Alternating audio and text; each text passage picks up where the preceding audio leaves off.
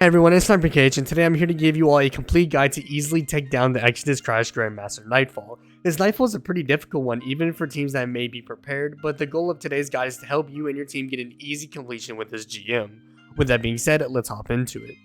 Let's start with Loadouts. This GM requires you to cover anti-barrier and overload champions while also covering solar shields. Thankfully, that's not too bad to cover. Similarly to weeks 1, 2, and 3, we're going to have players 1 and 2 run similar loadouts. For starters, run Arbalest in your primary slot for anti-barrier. For a secondary slot, run a solar scout rifle for solar shields, and for your heavy, run storm chaser for the arc burn. The only difference for player 2 is that they should be running a solar bow for overload champs. For player 3, I'd recommend either blinding grenades or a scout rifle for anti-barrier. For your secondary, run divinity for overload champs and the 30% damage debuff, and for your heavy, run storm chaser for the arc burn.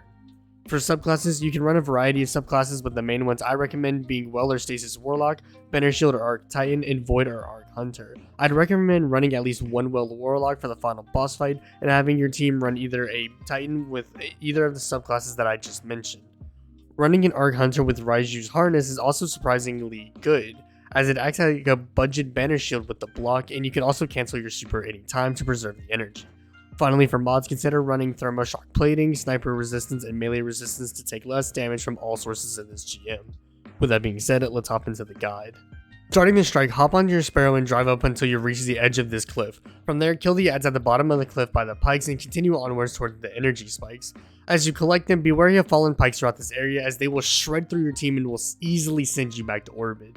Once you've collected the first set of energy, run forward in order to get to the second energy set, while killing the enemies around the second set and taking the snipers out at the top of the hill. Once all energy spikes are collected, make your way up the hill where you'll need to kill some vandals and shanks. There will also be an overload champion up here, so stun the champion and kill it. Once the barrier drops, head inside.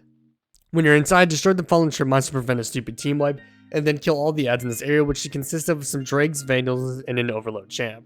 From there, destroy these trip mines and kill these adds while getting a finisher on this champ if your team is running Aeons. Once you get to the next area, clear out the adds including the 2 overload champs, then send one player forward to activate the plate. This plate will trigger add spawns throughout the fight, so it's best if your team staggers plate progression in order to handle adds easily. Throughout the fight, your team will need to deal with 7 different add spawns. Those spawns occurring at 5% progression, 15% plate progression, 35% progression, 50% progression, 55% progression, 70% progression, and finally 90% progression. Each wave will contain at least one overload champion, with the 50% spawning 2 barrier servitors and then spawning 2 overload captains when killing each servitor, so be sure your team is carefully dealing with adds and getting finishers when necessary. Once the play progression is completed and adds are dead, your team can move on. In the next area, your team has the possibility of running into a public event, so if you do, grab the flag then continue on. This area still contains GM level enemies, so please be careful when you encounter enemies. Similarly to the start, you'll need to grab 2 sets of energy spikes, so grab them, and once they've all been grabbed, move on to the next load zone.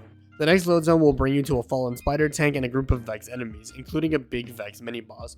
The only enemy that needs to die here is a spider tank, so to kill it fast, you can have your team go off to the right side once the fallen skiff passes, but otherwise feel free to just kill it from anywhere, then move on. In the next load zone, you'll have some more adds to kill, including an overload champion, so get a finisher if needed, and then continue onwards.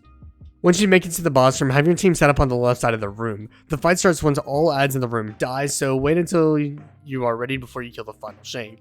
There is a cheese spot in this room, and while I think this spot is pretty good for solo and duo teams, I think it's more of a death trap for full teams, so I won't be highlighting it in today's video.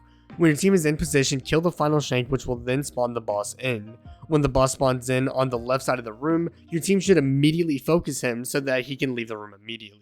When he teleports in again, focus him again until he disappears. When he leaves for the second time, your team should then kill all of the adds in the room, as the boss won't reappear until every add has died. So save one add if your team needs to get ammo, then kill the add to continue the fight.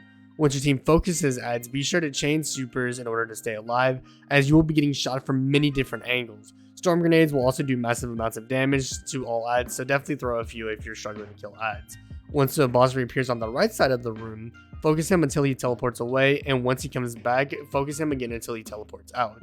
Similarly to earlier in the fight, the boss won't reappear until all adds are dead, so use that knowledge as you will. As I said in the previous immune phase for the boss, chain supers to stay alive and to kill adds easily. Once the boss spawns in again from the left side, immediately beg him to easily complete the SniperKH Grandmaster. I hope you all found this guide helpful. If you did, consider dropping a like and subscribing to my channel for more Destiny 2 content dropping every week. If you want help with any GM in Destiny 2, be sure to stop by my streams that happen right here on YouTube. I tend to stream every weekday, so stop by if you need help. If you simply want an easy place for all my guides, I've linked to playlists with all of my Season 18 GM guides in the description below, so head down there for that. Also, follow me on my other social media platforms to get an update on my content. All linked in the description below. With that being said, I'm SniperKH, and I'm out. Good luck with gaming.